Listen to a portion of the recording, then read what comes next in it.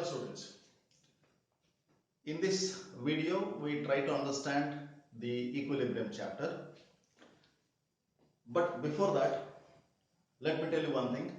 The thermodynamics chapter that we have studied is not able to predict the direction of the chemical change, means in which direction the reaction proceeds. Direction stands for here whether it is reactants to products or products to reactants, or the chapter was not able to tell us the direction of the process. To know the direction of the process, we need to introduce or know the another concept. That concept itself is equilibrium chapter. In this chapter, we will be in a position to decide the direction of the change that is feasible. Feasible means energetically possible. Assume that we are heating some quantity of water in a container whose mouth is closed, and we are heating from bottom. Then what we notice is, due to this what we notice is, initially some of the water molecules will go up, then attaches to the inner wall of the lid which is closed. Are you getting this? Initially when we start heating water, some of the water molecules present at the surface starts evaporating. Well, this process is called as vaporization. Conversion of liquid to vapor. That means liquid to vapor takes place by heating. Okay. After this, some more molecules will go up. Then they will attach to the first layer particles. Then some more molecules will go up. Then they will form third layer, fourth layer, like that. Up to certain stage, water vaporization only takes place. That means only vaporization takes place. After some times, as we have noticed that, these attached water molecules start dropping back. Do you notice this? And you have noticed it already.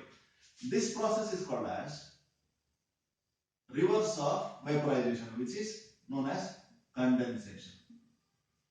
That means, in the first case, what we have noticed? Liquid to vapor. Water, liquid state to vapor state. Then in the second case, what we have noticed is, water is coming from vapor state to liquid state.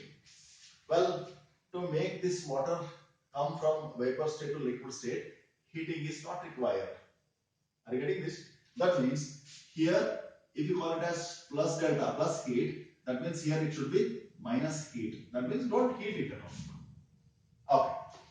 Then, let's look into the details of this. See here, initially, this initially means when time t is equal to 0. See here, not time this time. This time cannot be 0. This initially stands for before starting the reaction. Let us fix the time. The fixed time is called as 0 time.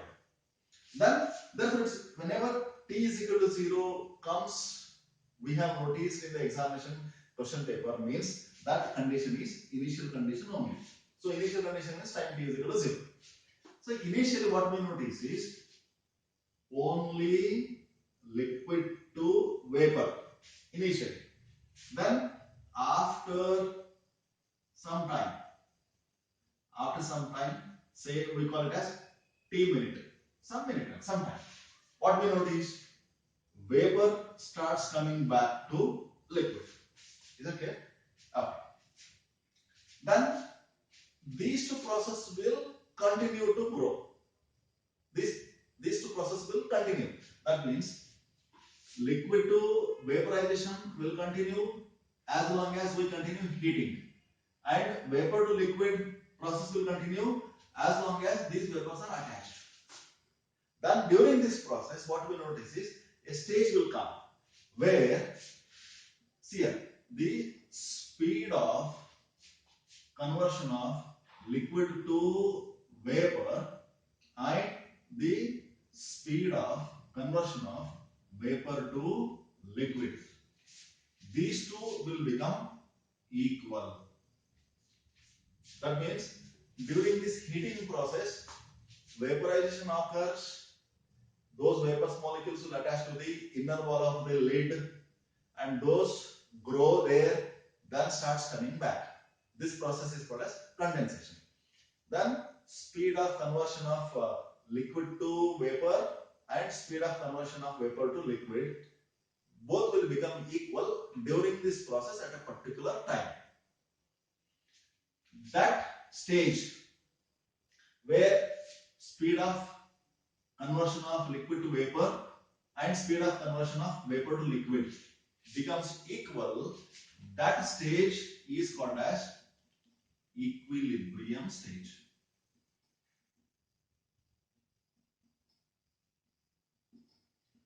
Well, this equilibrium stage, at this equilibrium stage, what we notice is, see here, the speed can also be written as a rate. That means rate of, and we call this as forward reaction. We call this as backward reaction. It means that both we can represent in this manner. See here, vapor to liquid and come back to vapor.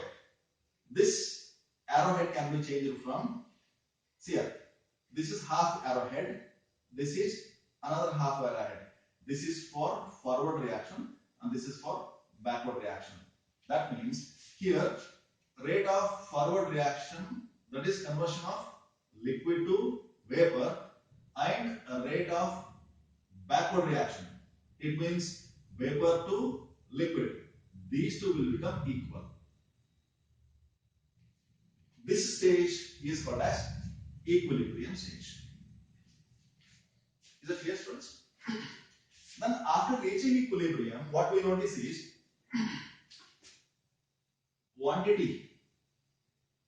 quantities of substances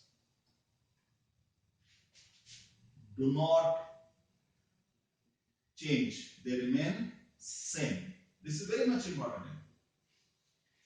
After reaching the equilibrium stage, what we notice is quantity of the substances will not change at all. Means how much water is remaining in liquid state, that much will remain as it is. How much water is remaining in vapor state, that much will remain as it is. That means quantity will not change. See here, quantity will not change means this does not mean that quantities of reactants and products are equal. This doesn't mean this. Quantities does not change means not necessarily quantities of reactants and quantities of products are equal. It is not. Is it clear? Simply, suppose reactants are 10, products are 5 only.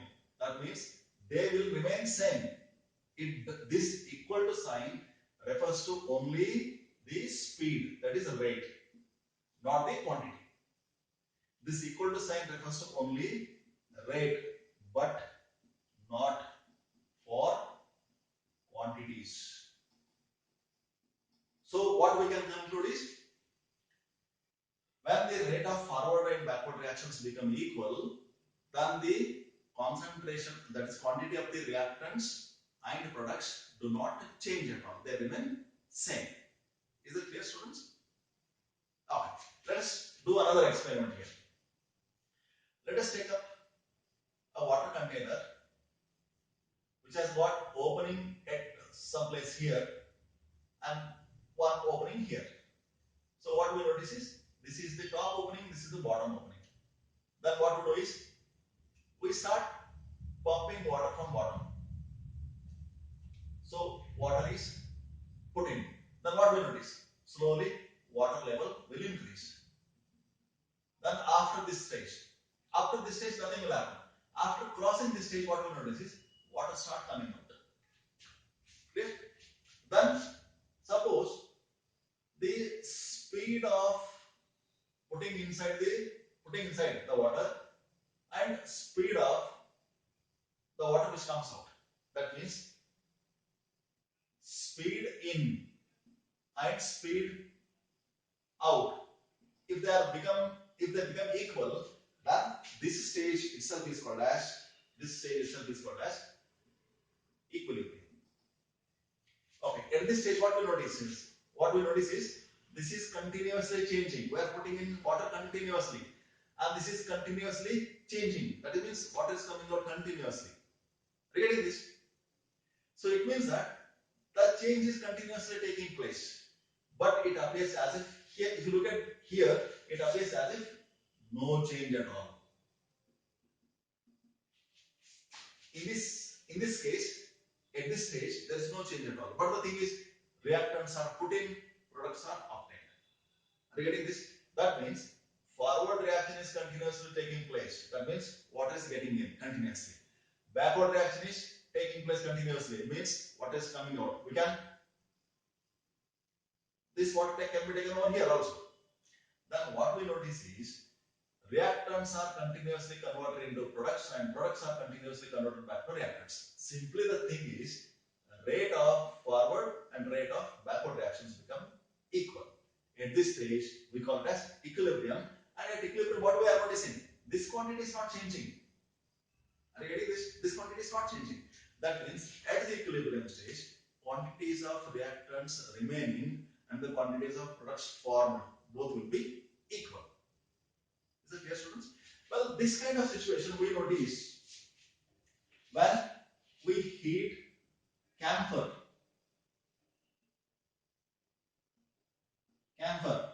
Camphor is solid. This is solid. When we heat it in a closed container, then what we notice? This solid is converted back to gas, and these gas molecules will attach to the inner wall of the lid. Then after some time they start coming back. This will be going up continuously. This will be coming up. This is called as conversion of solid to gas. This is called as sublimation, and this is called as conversion of gas to solid. This is called as either solidification, or we can also call it as condensation. That means condensation can be of two types. One is vapor to liquid, another one is gas to or vapor to solid directly. Is it clear?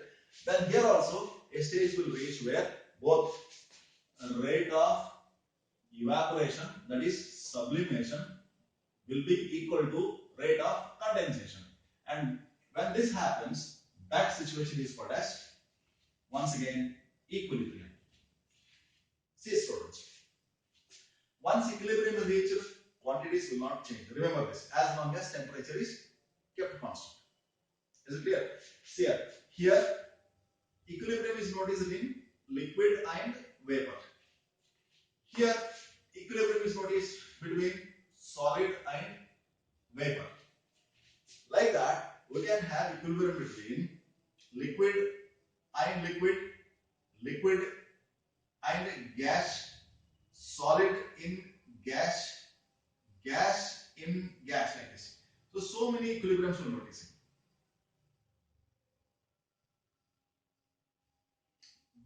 So many equilibriums we will notice. Here, the thing is, what we are noticing is, see here in the liquid state, it is remaining as water, H2O. In the vapor state, it is called as steam. That's its formula is also H2O. That means change in the chemical composition is not taking place. Simply it's called as physical change. It's called as physical change. Well, in this case, camphor is in solid state, and in this case, camphor is found in gaseous state. That's all. That means here also chemical change is not taking place. Therefore, the equilibrium reaction where chemical composition do not change, such equilibrium reactions are called as physical equilibrium. Then we have chemical equilibrium also. We shall see that soon. But before going into that chemical equilibrium, meaning of chemical equilibrium, please check whether the meaning of equilibrium is clear. Let me repeat. Equilibrium deals with the conversion of one substance into another substance during this conversion, rate of conversion of one substance to another and rate of conversion of other substance to same one, that rate or that speed of both the reaction becomes equal at a particular temperature. This stage of that particular process is called as equilibrium. At the equilibrium, quantities of the reactants and products will not change unless we change the temperature. Is it clear, students? When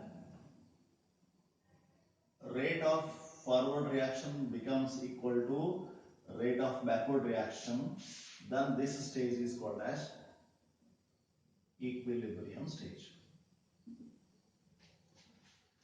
When rate of forward reaction becomes equal to the rate of backward reaction, that stage of the reversible reaction is called as equilibrium reaction.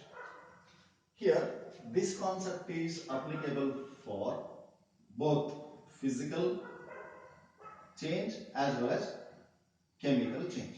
That means physical reaction as well as chemical reaction. That means we can have physical equilibrium and we can have chemical equilibrium. So whether it is physical equilibrium or chemical equilibrium, what this means is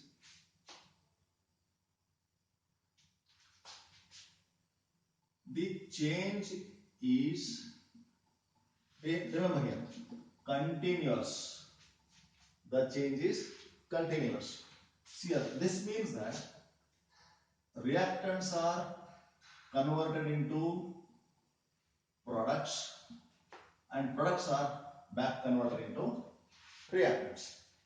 That means here rate of conversion of reactants into products and rate of conversion of products into reactants, both are equal. Because of this equal nature,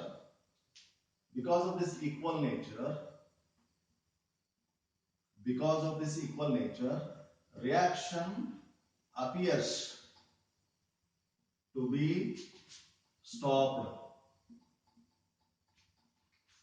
Because of this equal nature, reaction appears to be stopped, but it is not so. It means that a reaction appears to be stopped, but it is not really stopped, because the rate of conversion of reactants to products and products back to reactants, they are occurring at the same speed. So we never know how much quantity of product converted back to reactants and how much quantity of reactants converted back to products at the same time. This happens at the same time. That is why change is continuous. Change is continuous, but quantities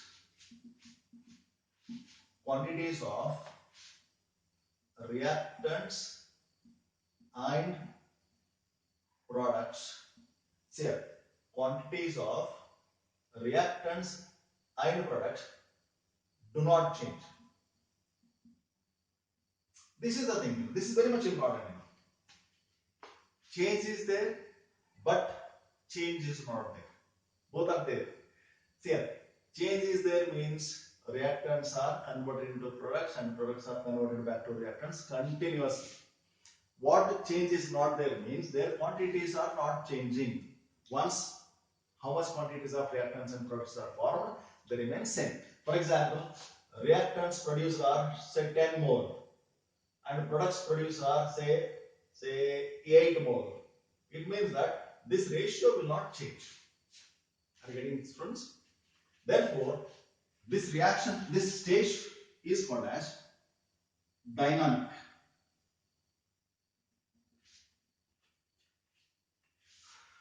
Dynamic in nature. It means, see here, one question can be created out of this. Why this equilibrium reaction can be regarded as dynamic in nature? See, answer for this is, reaction appears to be stopped at equilibrium, but it is not so, because reactions are continuously happening. That means forward reaction is happening as well as backward reaction is happening, but the condition is both are occurring at the same speed. Because of this stage, that is equilibrium stage, is called as dynamic. Is that clear, students? So if this question is asked, why chemical equilibrium or physical equilibrium is regarded as dynamic in nature, it means that change is continuous. That means both forward and backward reactions are taking place at the same speed, but reaction appears to be stopped. Because of this, the equilibrium stage is known as dynamic in nature. Is that clear, students? One thing what we need to remember is the quantities do not change. Quantities do not change. Quantities will remain same. Is that clear, students?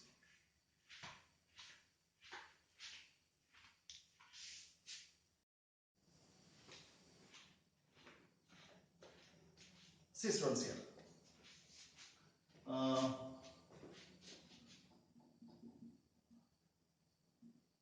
Equilibrium stage. Equilibrium stage. That means, say, rather we call it as at the equilibrium stage. Three possibilities are there. So first possibility is reactants. Say, okay, we write here. Reactants are converted into products and products are converted back to reactants. Here, suppose you have taken 100. This is when time t is equal to 0. Then we will get around, say, 99.99. This is converted into this. So how much of this is remaining? 0.01. The second case is reactants are converted to products and products are converted into reactants. Well, in this case, here what we notice is, suppose you are taken at time t is equal to 0, suppose 100 particles of reactants are taken. This is produced, we say 0.9. Then how much is remaining? See, it is 99.1 is remaining at equilibrium.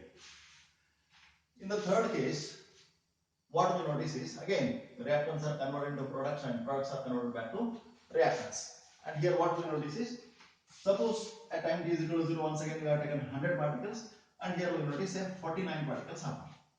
So how many are remaining now? 51 particles are remaining. Okay. The conclusion that we can draw out of this is, see here, here it appears as if all the reactants are consumed. That means reaction is almost completed. That means equilibrium is entirely on product side. That means reaction is almost completed. Here reaction hardly occurs. This implies that, say, equilibrium is entirely on reactant side. See here, because in this case equilibrium is towards left side, because little quantity of reactants are converted into products.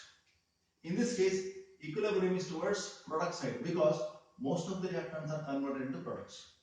Whereas in this case reaction is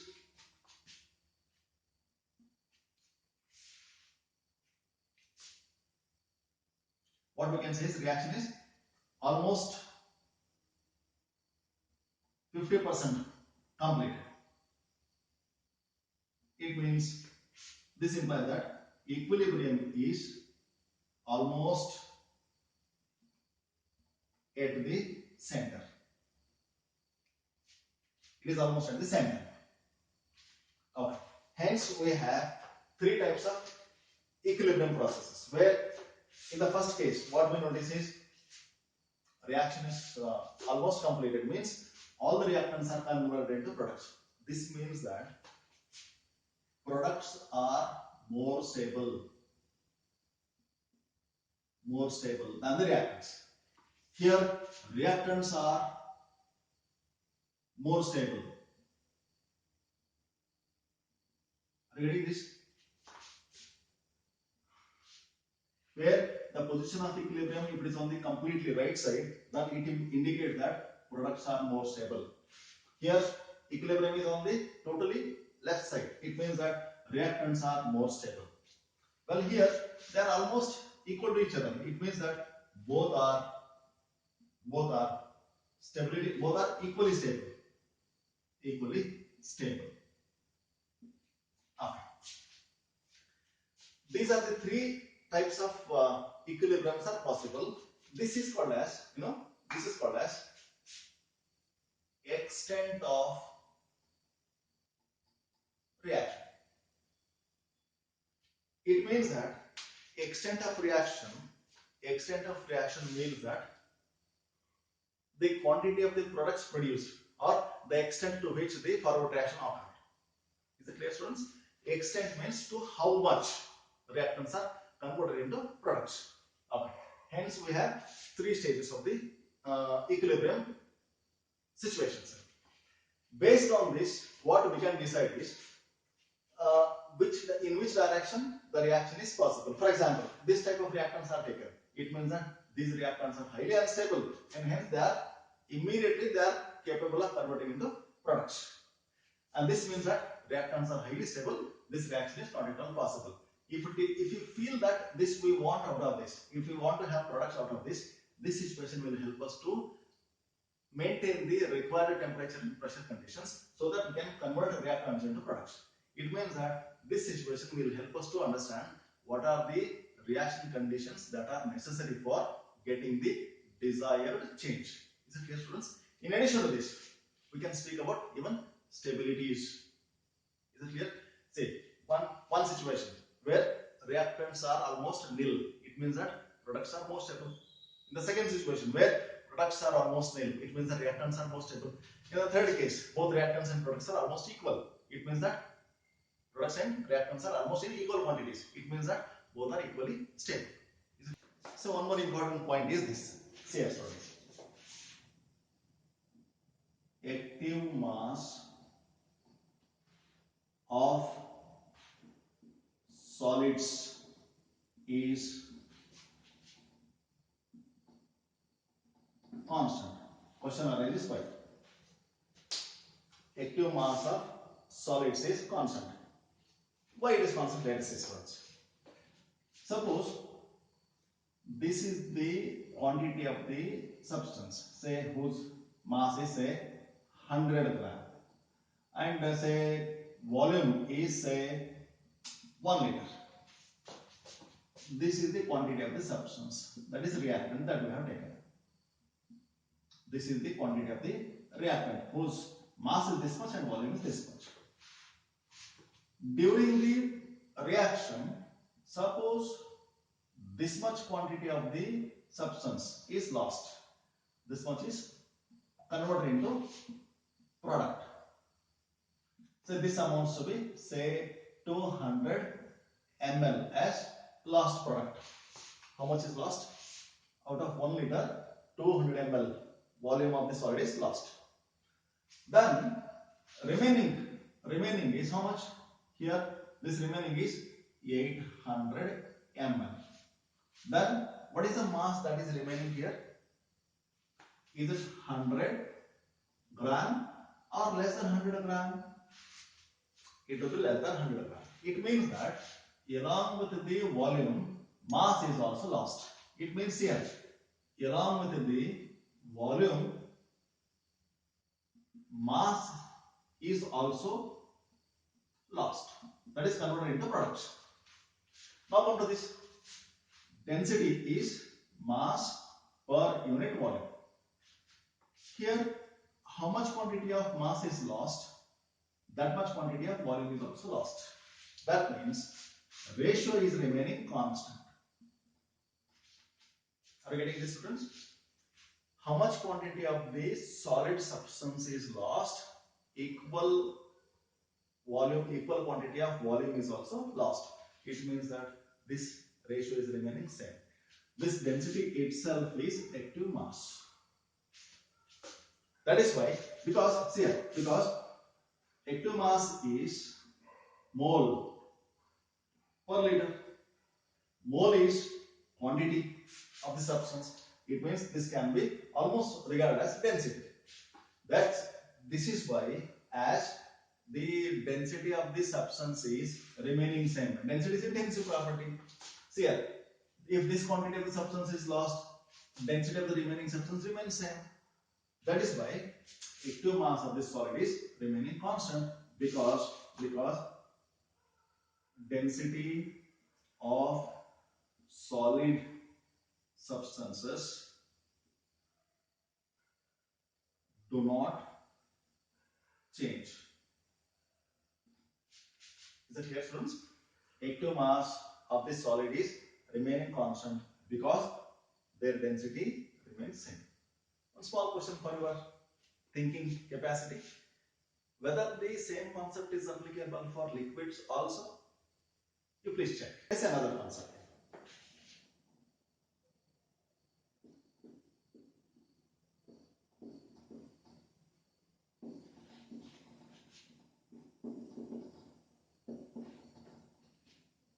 Okay, students. Phase transformations. Phase means, see here, phase means the physical state of the given substance. Okay. Transformations means changes made. That means changes in physical state of the substance made. Look at this. See here. Solids can be converted into liquids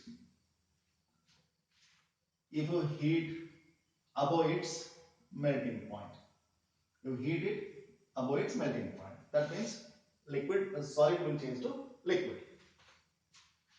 Then liquid can be converted into gases or vapors if you heat it into above its boiling point. That means you have to heat it above its boiling point.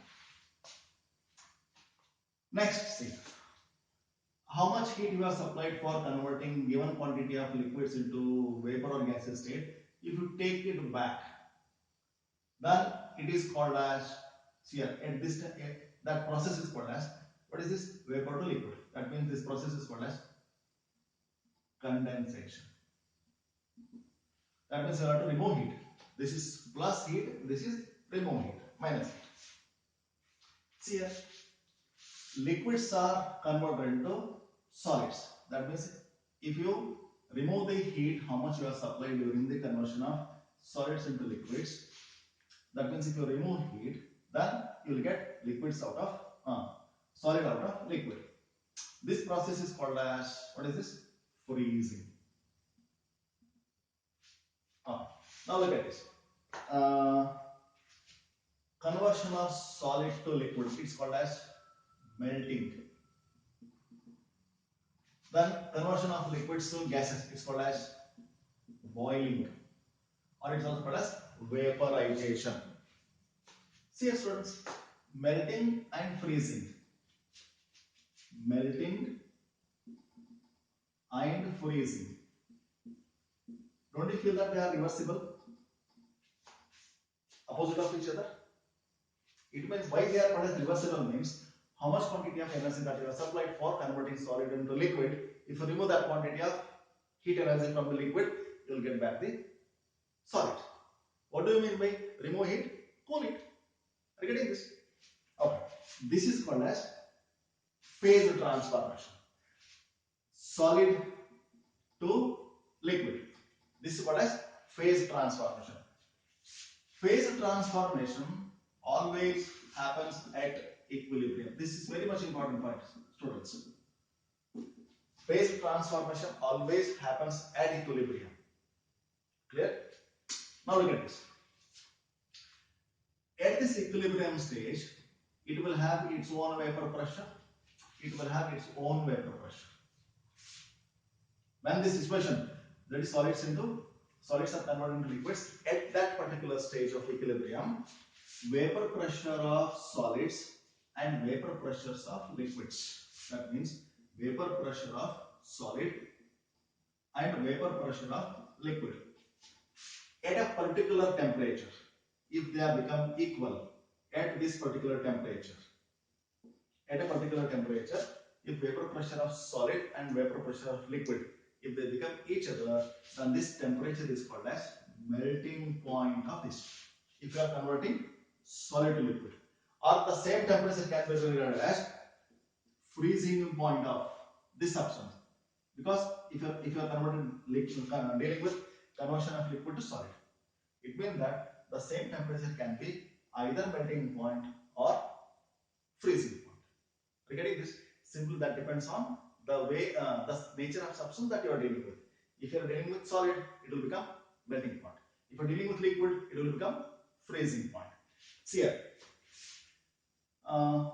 at 4 degrees Celsius and 1 atmospheric pressure, water liquid will become water solid. It means that as you have started with liquid, this is called as freezing point. That means liquid freezes to solid. And if you are dealing with, if started with solid and it will become liquid at this particular 4 degrees Celsius, it means that this will become melting point. That means 4 degrees Celsius is the temperature which is called as either freezing point or melting point. But that depends on the type of the substance that you are dealing with. Okay.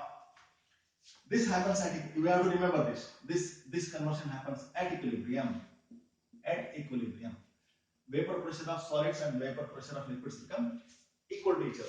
The temperature at which this happens, that's called as melting point or freezing point. The same thing is applicable for this also. The temperature at which vapor pressure of liquids and vapor pressure of this can be regarded as atmosphere. Liquids are converted into vapors. Those vapors will be in atmosphere. That means we can call it as atmospheric pressure. When the pressures are same, then only diffusion takes place. Regarding this, here, when the temperature at which vapor pressure of liquid becomes equal to atmospheric pressure, that temperature is called as either boiling point, or if you are dealing with vapor to liquid, it is called as condensation temperature.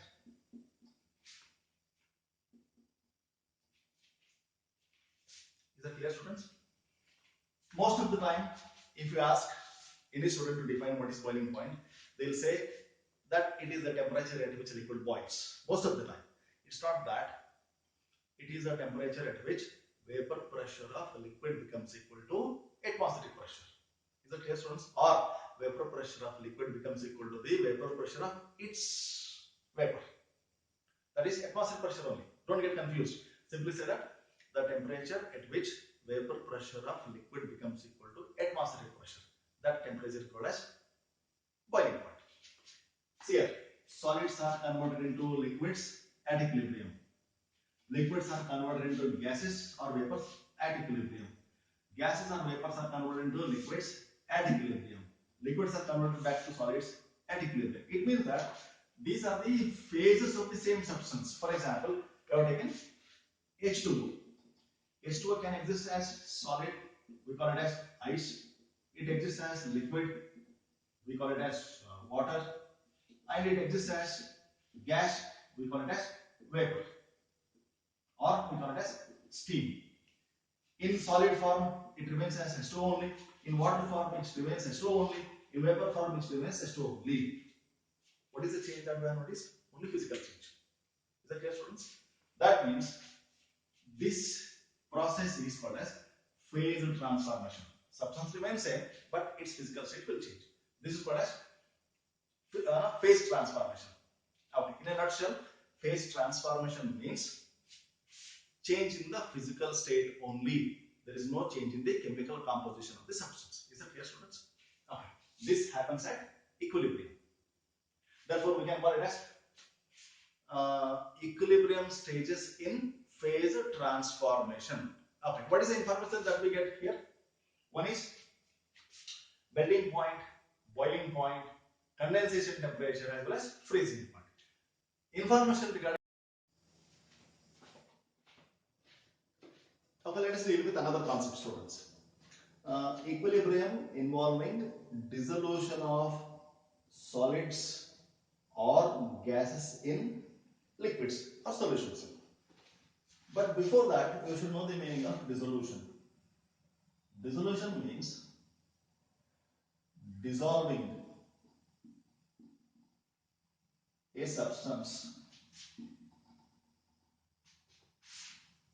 into other substance. This is called as dissolution.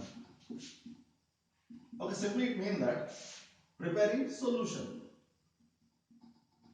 Preparing solution. Well, solution means say solute dissolved in solvent, and the condition is you should get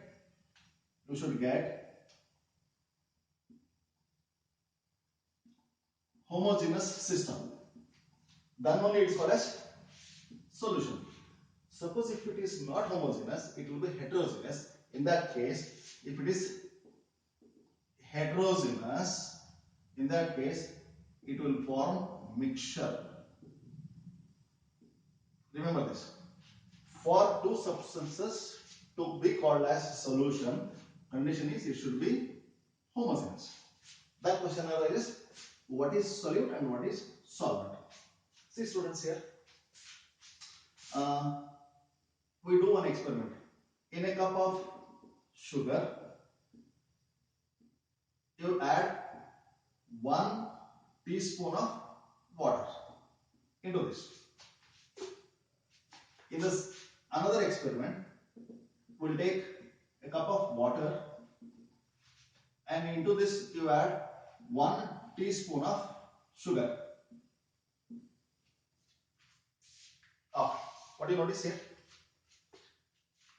Here sugar is liquid, this water is liquid and sugar is solid, and here water is liquid, sugar is solid.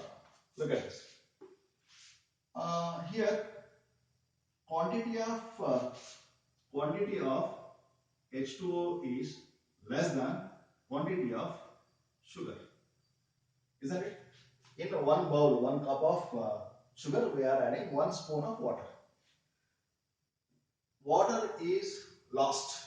It means that when we add 1 spoon of water into a cup of sugar, then water will be lost. It means that physical state of water is lost. It means that next, upon mixing this, whatever we get, it will be solid only. Okay. Solid is the physical state of sugar, isn't it? Liquid is the physical state of water, which is present in small quantity, water, and whose physical state is lost, isn't it? Therefore, solute means small quantity and physical state is does not exist. It will change. Physical state lost. Okay. Solvent means this is solid. Solvent means it is present in large quantity and its physical state remains as it is. Therefore, in this case, water is solute, sugar is solvent, because physical state of sugar remains same. Now come to this. In this experiment, in place of sugar we have taken water. That means water quantity is more, isn't it? Then we add sugar. Sugar is solid, water is liquid. If you add sugar into it and stir it, what happens? Sugar's physical state is lost. That means this will be acting as solute and this will be acting as solvent. Okay. Therefore, solid can be solute, then solid can be solvent also. So it necessarily doesn't mean that solvent is always liquid. Is it clear, students? Okay. Now dissolution means getting the solution, and we are dealing with the equilibrium that may exist when in getting the dissolution, that is solution of solids or gases in solutions or liquids. It means that in one case we may dissolve solid in liquid, that means solid liquid equilibrium may exist. In the another case, a gas may be dissolved in liquid. It means gas and liquid equilibrium may exist. So these are also category of, these belongs to category of physical equilibrium. Okay. Solid liquid equilibrium, or we can call it as liquid solid equilibrium. Then this can be called as gas liquid equilibrium or liquid gas equilibrium. Clear, students? Okay, let us see one by one.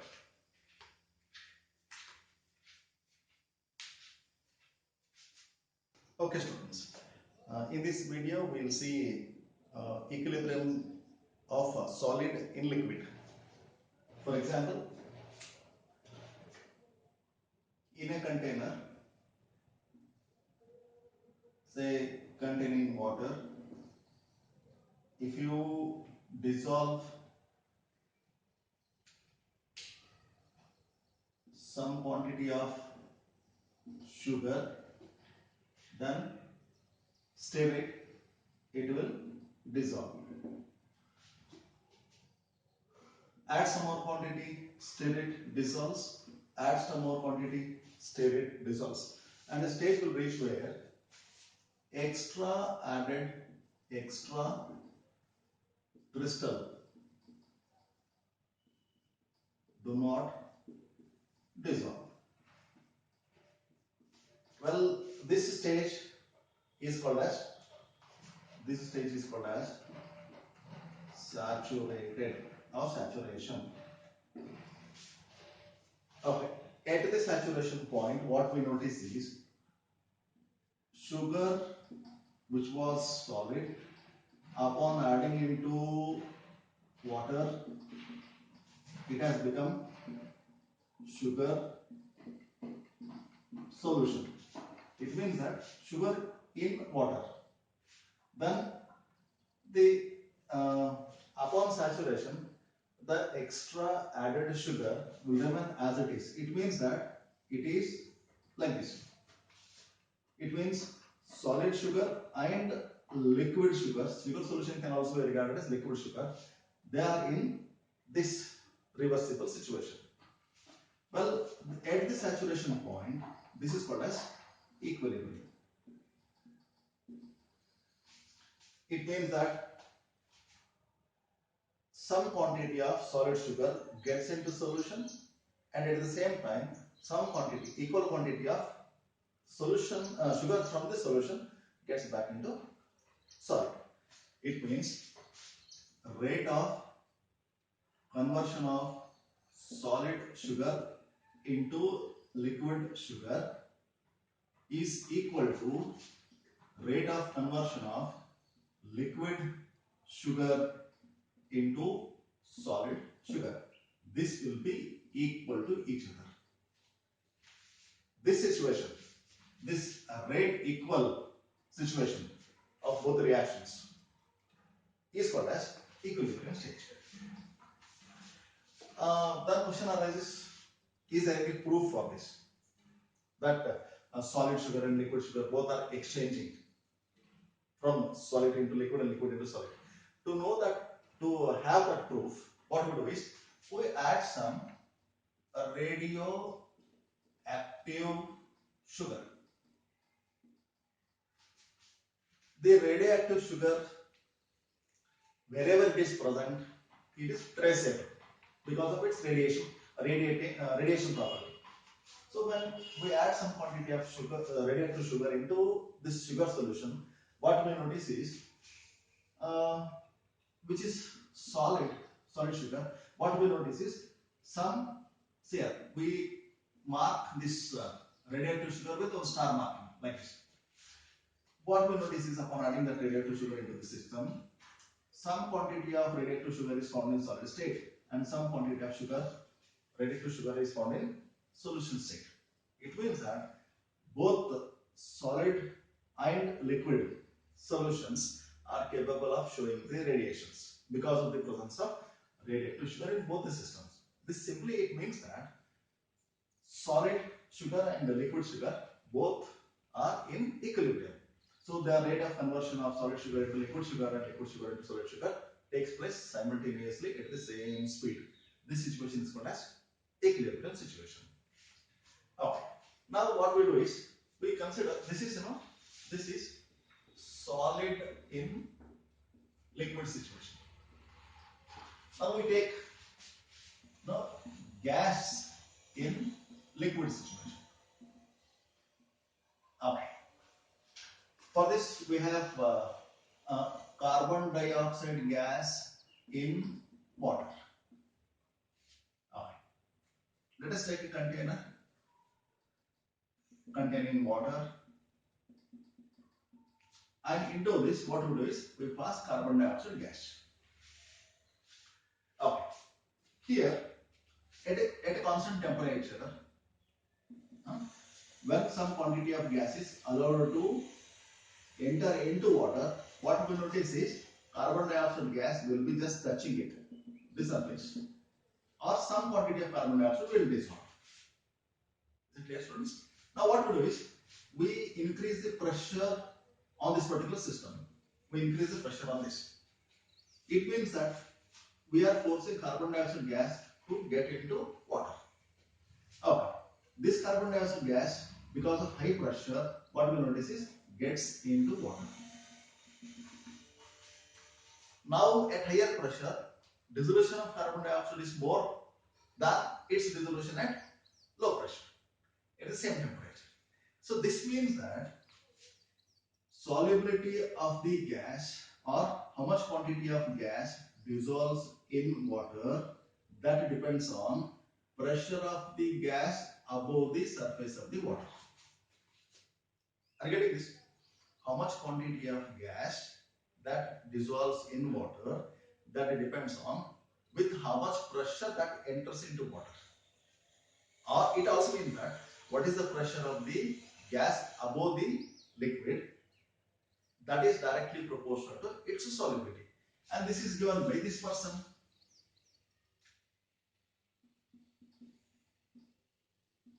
Therefore, it is called as Henry's law. It states that at a given constant temperature, the solubility of the gas in the water is directly proportional to pressure of the gas above the water. Is it clear, students? Okay. Now here, this carbon dioxide gas, upon putting it into water, it dissolves to give H2CO3. Then this H2CO3 is called as carbonic acid, which is the main constituent of cold drink.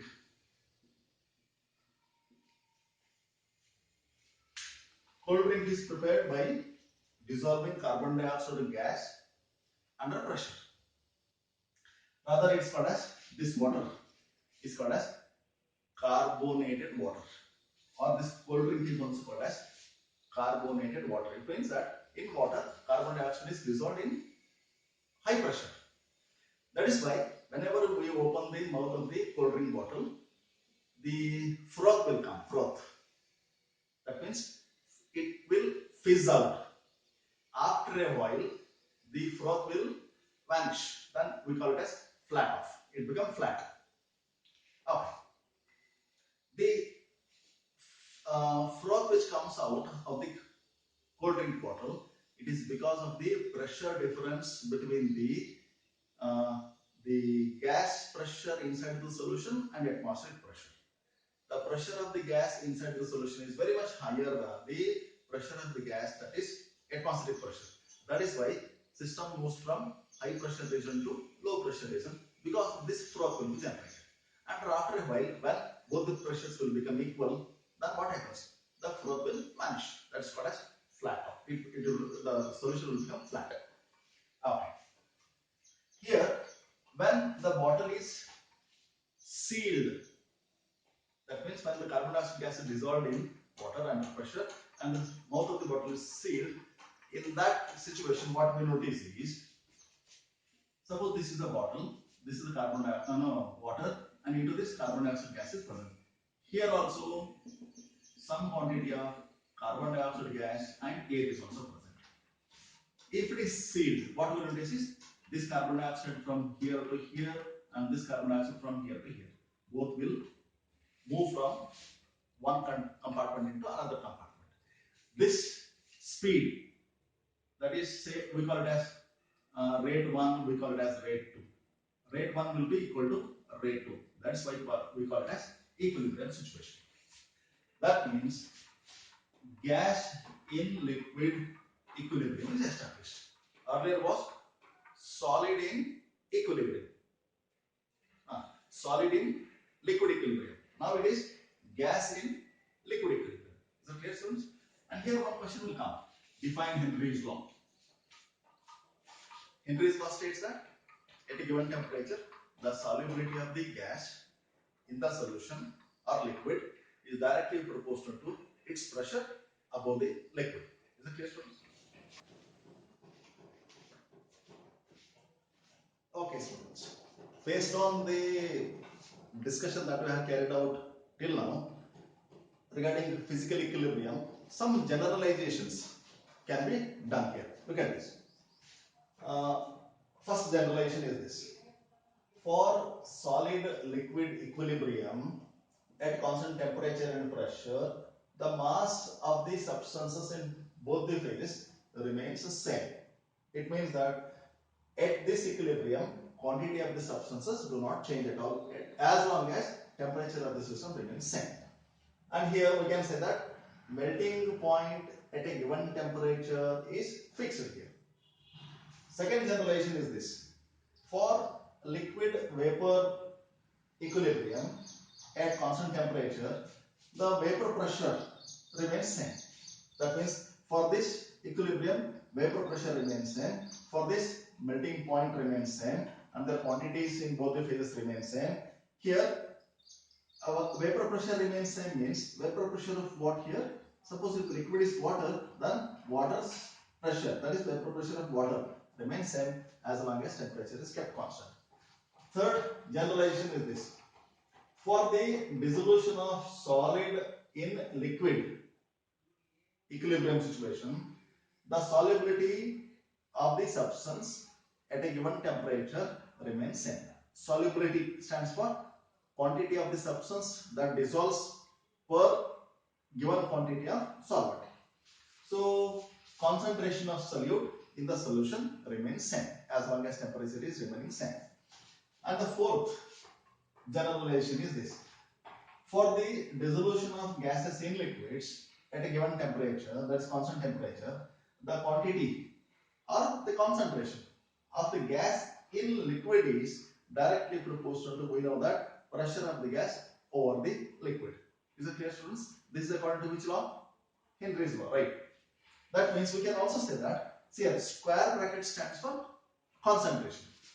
Concentration of the carbon dioxide gas by concentration of the carbon dioxide gas in the solution. Concentration of the carbon dioxide gas in the gas phase, that is above the liquid, divided by concentration of the carbon dioxide gas in the solution, that means aqueous. This ratio will remain same as long as temperature is kept constant. These are few generalizations that we can draw out of our discussion. Is it clear?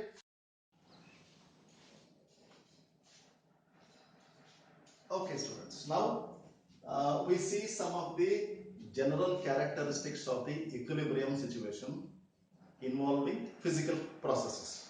Look at this.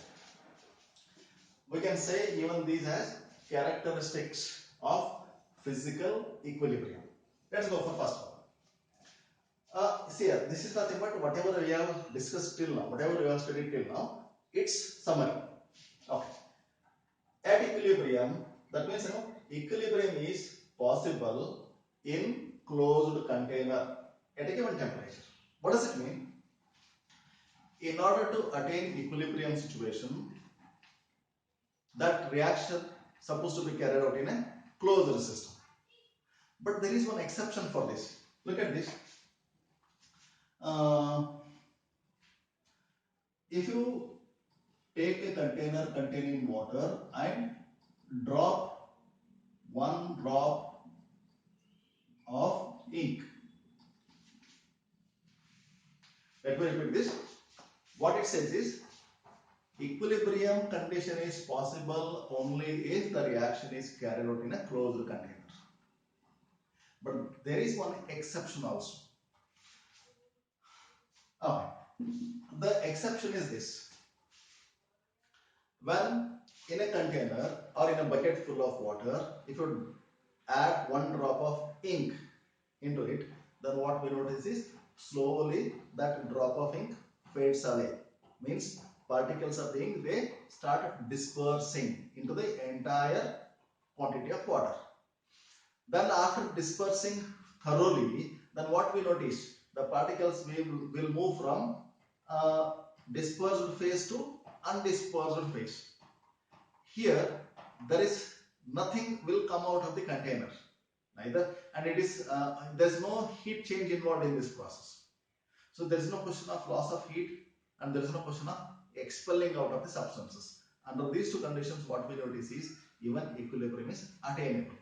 Well, this statement holds good for those reactions which are involving gaseous substances.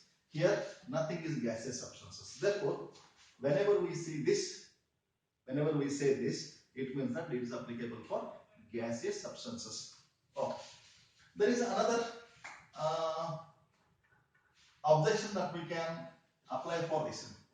Simply closed container means, see here, whether it is closed with respect to energy or closed with respect to matter only.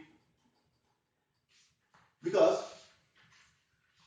in order to attain equilibrium, how much product is produced, that should not be removed. How much energy is released in the forward reaction, that energy must be given back. That means neither energy nor matter should be allowed to leave the container. And this is possible only if the system is closed with respect to energy. That means it should be adiabatic system. It should be adiabatic system.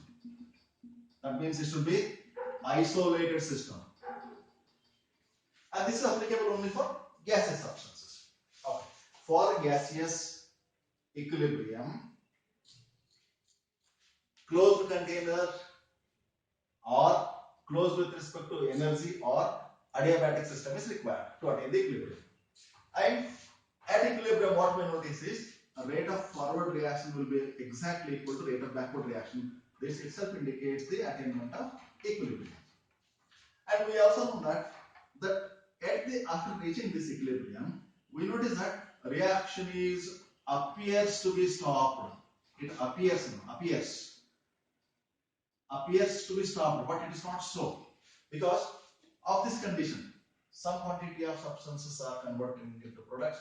At the same time, some equal quantity of the products are converted back into reactants.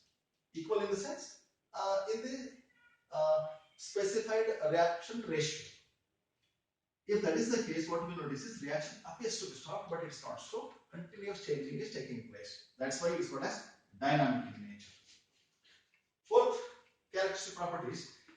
See, equilibrium can be attained or can be achieved whether you start from the reactants or from products. The same equilibrium can be attained. For example, see here, H2O solid, that is ice, is taken and it is heated to melt. Then it will become H2O liquid. Then if you remove some quantity of, see here, When you supply some quantity of heat, it melts and remove, then it will become solid. Or else you can start with H2O liquid. You cool it, that means minus heat. Then you will notice H2O solid. Or if you heat this plus heat delta, then what we notice? H2O liquid. And this is very much clear when you go for chemical equilibrium. The same equilibrium can be attained when either starting with the reactants or starting with the products. Is it clear, students? Next. At equilibrium, concentration of the reactants and products will not change. See here, it is dynamic in nature because Rf is equal to Rp.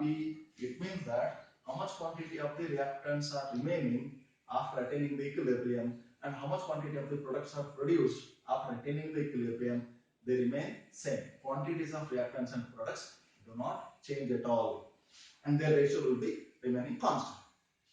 Okay. Last one is this.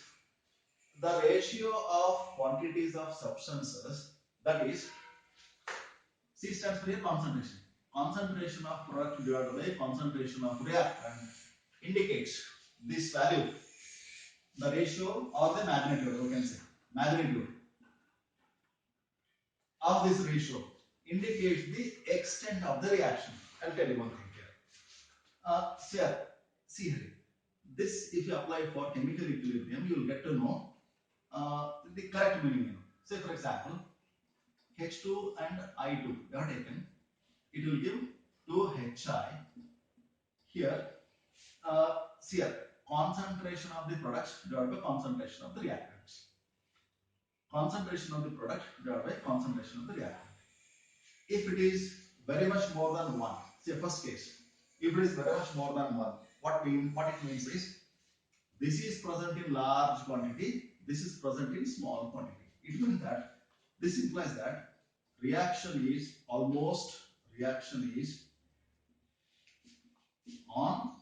right side completely, almost completely.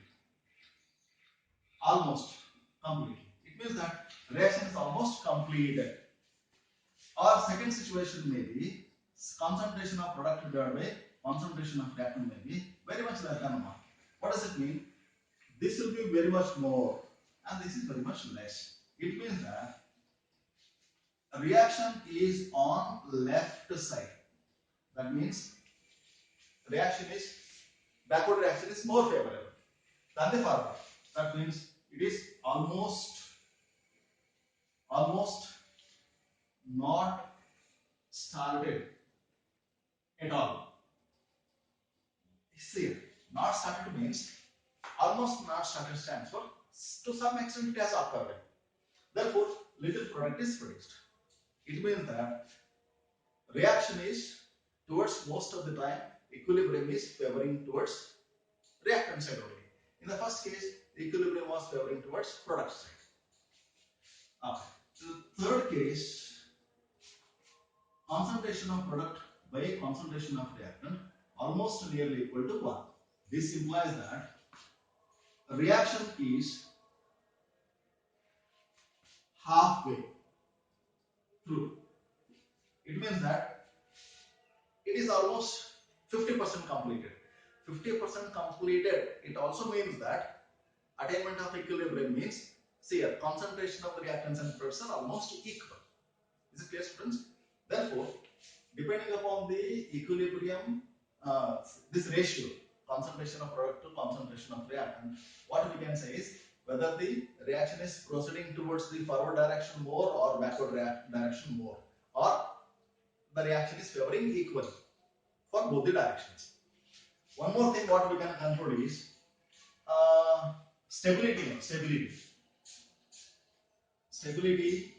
of reactants and products. We can talk about this here. See here. First situation indicates that concentration of product is more than the reactants.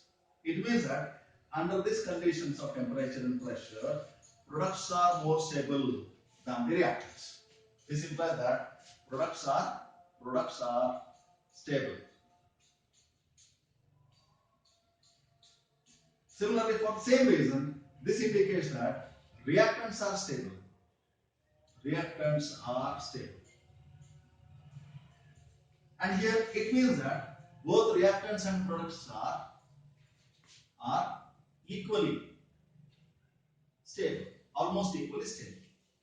So this ratio is speaking about two things. One is extent of the reaction, andre how long the reaction is proceeded either towards the product side or toward the reactants, right? One thing is this, and the second thing is stability, which is more stable.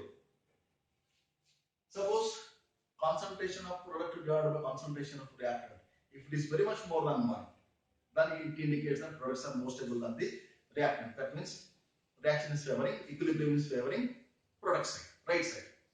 Similarly, if concentration of the product divided by concentration of the reactant is very much less than 1, this means that equilibrium is favoring backward reaction. That means reactants are more stable. And if they are equal, then it means that equilibrium is favoring both the directions. Both are equally stable. Reactants and products both are equally stable. Well, these are the few general characteristics of the equilibrium involving physical changes. Okay, we can ask you, write one question on this. Say mention the characteristic properties of physical equilibrium. Is it clear, students?